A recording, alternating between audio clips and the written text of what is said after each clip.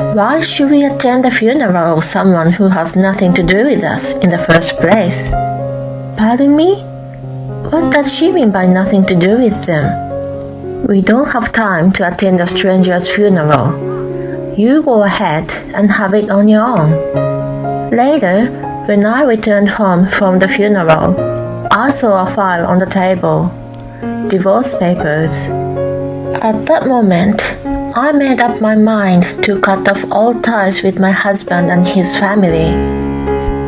I would use that money only for me and my mother. My name is Amelia, a 30-year-old office worker. My husband Joe and I have been married for 3 years. He and I met on a dating app. He carried himself in a gentle and calm manner that I thought if I was with him, I would be able to spend peaceful and happy times. We exchanged our numbers and went on a series of dates. As expected, he was always kind, and I found him very comforting. He took very good care of me, and I seriously considered marrying him. It was fortunate that he thought the same and proposed to me. Of course, I accepted immediately, and so we were engaged and immediately went to greet each other's parents. We first met with mine. Both my mom and dad felt comfortable with his gentle personality and rejoiced in our engagement. Next, we went to greet his family. In addition to his parents, his sister Erin, who still lived with them, was present. They seemed to be a close-knit family, and Joe was smiling more than usual. I loved him more when I found him not only kind, but also family-oriented. I was excited about marrying him, imagining that we would have a very happy and joyful family with children. However, I had one complaint. It was about a wedding. He and I had talked a lot about it and were making all kinds of preparations. But then his mother, Leah, and Erica meddled with us. At first, he just mentioned her in the conversations like, "My mom suggested this." I was grateful for more ideas, so I listened quietly. Leah gradually began to interject a lot of suggestions, and by the time I realized, she was an active member of my wedding preparation. I wanted to make the decision along with Joe, and was annoyed with her presence, but of course I couldn't ask her to leave. I had no choice but to keep quiet and accept her. Then even Erin started to join in and eagerly shared her ideas for my wedding. When I told them what I had in my mind, they disagreed and suggested doing it their way. I was frustrated as it was my wedding, but Joe agreed with them. I thought if he liked their suggestions, then I should have let him have it his way. The worst part was when it came to my wedding dress. I already had decided which one to wear. When I tried it on for the first time, it looked really good on me, and I loved it. But Leah and Erin criticized me for being tacky. They brazenly spoke out whatever was in their mind, like it was out of the question to wear such a dress, and it blurred my body line that I looked like an old lady. They picked out a dress and forced me to wear it. It was not my style, and I could see that it didn't suit me at all. I told Joe about it, but he didn't take my side and said his mom and sister went out of their way to choose it for me. This was definitely disappointing for me. It was our wedding, but why couldn't he respect my opinion? Otherwise, he was dependable as he took the initiative of doing the housework and cooking for us. We were already living together at that time, and I loved him so much that I had no desire to leave him. I ended up wearing the dress Leah and Erin picked out for me during the ceremony, and the dress I liked was worn for the reception. Leah and Erin looked pleased, but when I asked my friends about it later, they all said the other one looked much better on me. My close friends even thought it was odd that I chose something out of my usual taste. My memories of the wedding were both good and bittersweet. It was also the event that made me distrust my in-laws. After that, I was very careful in my dealing with them. As a result, my relationship with them wasn't bad after 3 years of marriage. But then there was an incident that changed everything. It all started when my dad became seriously ill and required nursing at home. I went to my parents' house in between my work to help my mom take care of him.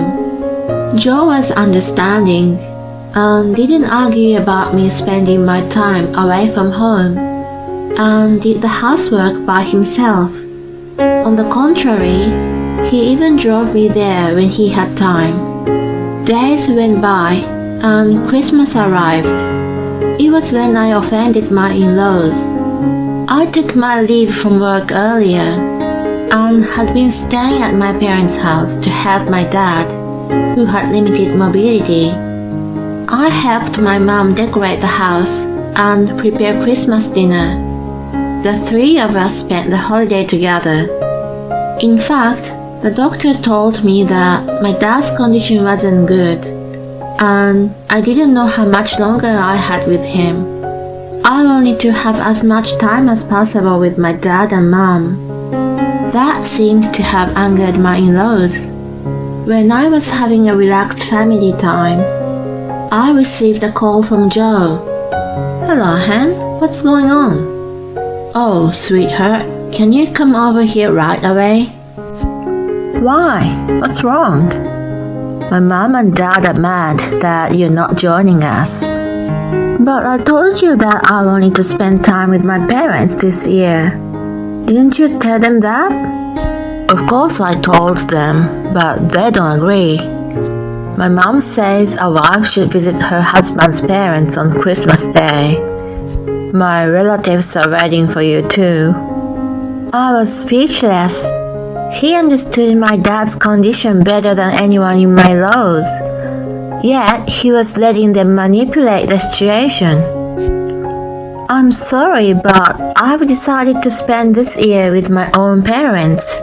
I can't join you guys," I said with a firm voice.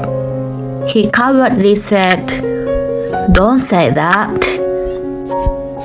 He couldn't stand on his own feet against his parents and pleaded with me to make it happen.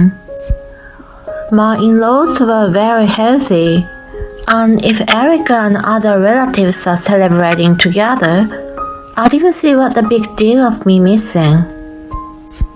In light of all this, I wanted to celebrate with my parents that year.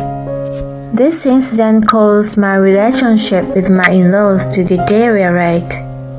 Later on, I visited them with a box of sweets to apologize, but I was met by their blatantly cold demeanor upon my arrival.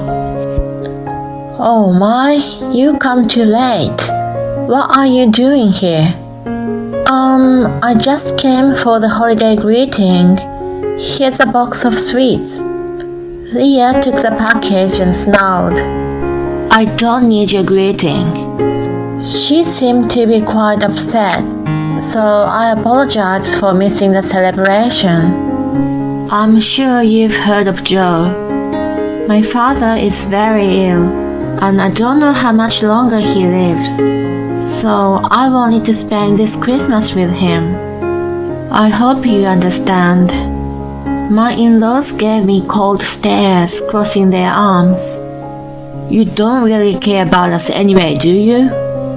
Leah blurted with spite. "No way, that's not true." "Well then, show us your sincerity.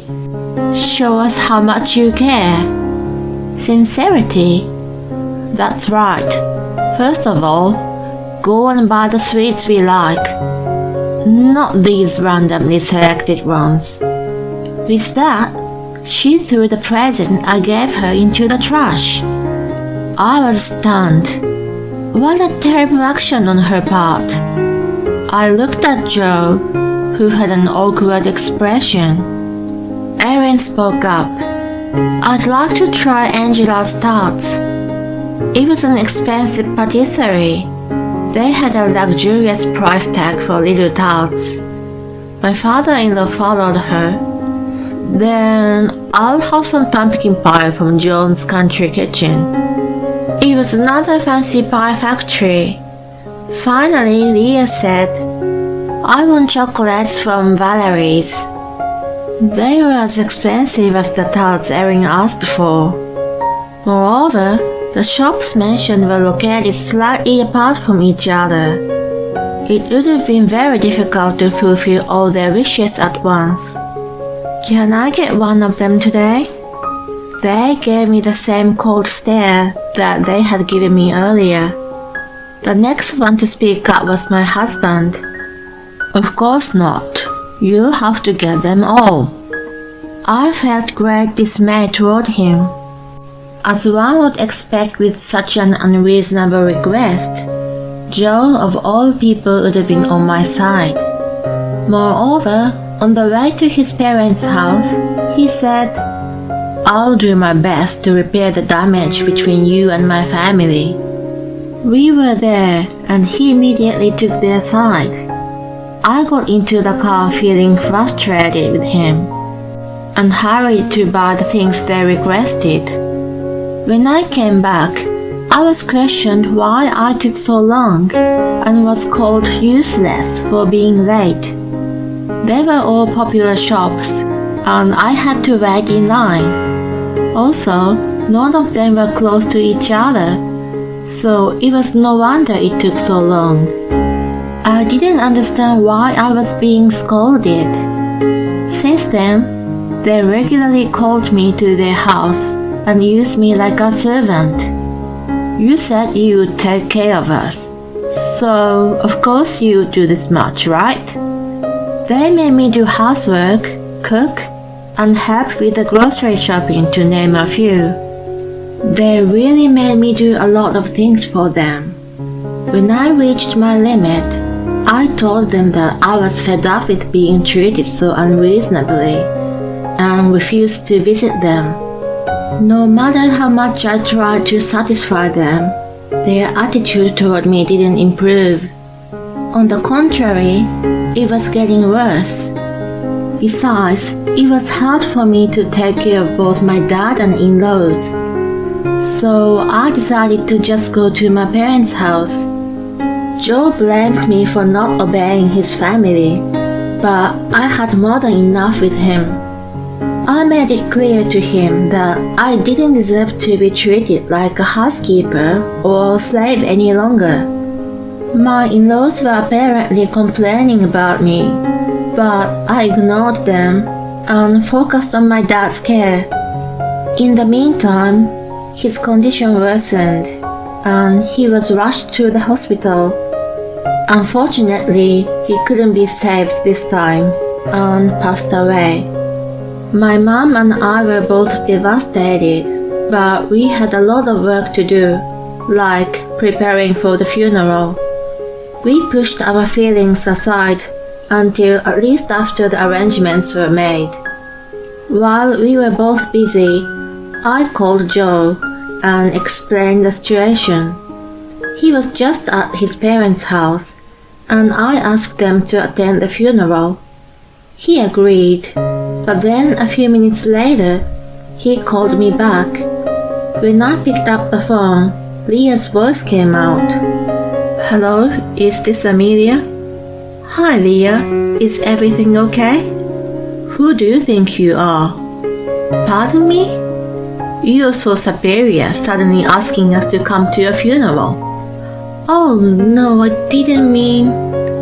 "Why should we attend the funeral of someone who has nothing to do with us in the first place?" "Pardon me? What does she mean by nothing to do with them?" We don't have time to attend a stranger's funeral. Stranger? Joe and I are married, so we are family. Yes, a useless daughter-in-law like you is a stranger. So your parents are also strangers. We don't care about your father's funeral. You go ahead and have it on your own. Then she hung up the phone. I was in shock. I sent a message to Joe in a panic, but he replied, "My parents say I don't have to go, so I'm not coming either." I was flabbergasted that I read the message over and over again. He sounded not to have his own will. I was amazed that he was so under his parents' thumb. I focused on my dad for the time being, and my mom and I went ahead with the funeral. When my relatives asked me why Joe and his family were not present, I gave them an honest answer. Everyone was furious and said I should disassociate myself from such people. I was thinking about divorce too. When I got home, I needed to have a talk with Joe. Later, when I returned home from the funeral, I found a file on the table. I was surprised to see there were divorce papers inside. Joe's part was already filled in. The witness column had the name of his relatives. Joe was not at home, and I didn't even get a chance to talk to him. I was sure this was his intention. At that moment, I made up my mind to cut all ties with him and his family. If that was what he wanted, I wasn't going to hesitate. I immediately contacted a divorce lawyer, packed my belongings, and went back to my parents' house. My mom was listening to the phone conversation at the funeral. When I told her about the divorce, she welcomed me back warmly, saying, "I'm glad this would save you from more trouble." I was honestly glad to leave Joe at this point in my life. If I had stayed married to him, my dad's inheritance would have ended up in my in-laws' hands. It was only for my mom and me. A few days later, when I was spending peaceful days with my mom, I received a call from Joe. "Hey Amelia, how long are you going to be gone?" "What are you talking about? I've already left you." He sounded so dumb. "What do you mean you left me?" "The divorce papers you left behind. That was your intention, wasn't it? I've had enough with you guys, so I've filed them." "Oh no, seriously?" "I did it because my parents told me to use it to scare you. I had no intention of actually divorcing." I was utterly disgusted. "You really don't have your own opinion, do you? It's a good thing I left you." He was apparently calling me from his parents' house, and I was on speaker. The voice on the phone changed to Leah. "Hey, what a selfish person you are." "What do you mean?" "You're the one who made me use divorce, aren't you?" "I just did what you wanted me to do and filed it." "You're such an arrogant daughter-in-law." "I am not anymore." "Shut up. It's unbelievable that you filed for divorce before we've even spoken about the division of property and stuff. Didn't you inherit a fortune when your father died? Give us half of that money. Joe was still your husband when he died. He will get half of the property." "I see, so we'll split it 50-50. "That's right. How much did you inherit?" $300,000. "Oh my gosh." The full family shouted with joy when they heard the large sum. Joe then will receive $150,000. "If we get that much money, we don't need you anymore. After you transfer it to us, you can go on living your life as you please. They were beyond belief selfish and bunch of airheads. What are you talking about? My father's inheritance is not part of the property division. It's all mine. And besides, do you remember calling me and my parents strangers? I don't have any money to spend on others. Too bad for you, but let it go. The other end of the phone suddenly quieted down. No way. Are you sure we won't get a penny? Yes, I'm sure. Never mind the money. Isn't it good enough to get rid of a bratty daughter-in-law like me? As soon as I said it, Leah changed her attitude and started to implore me.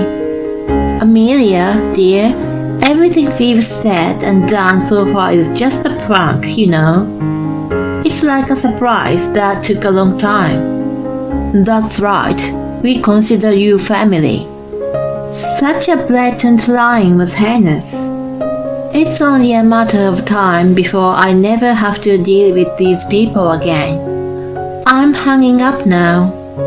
If you show up at my house, I'll call the police right away. They fell silent. I hung up the phone and blocked the calls. Then, just to be safe, my mom and I sold the house and moved out.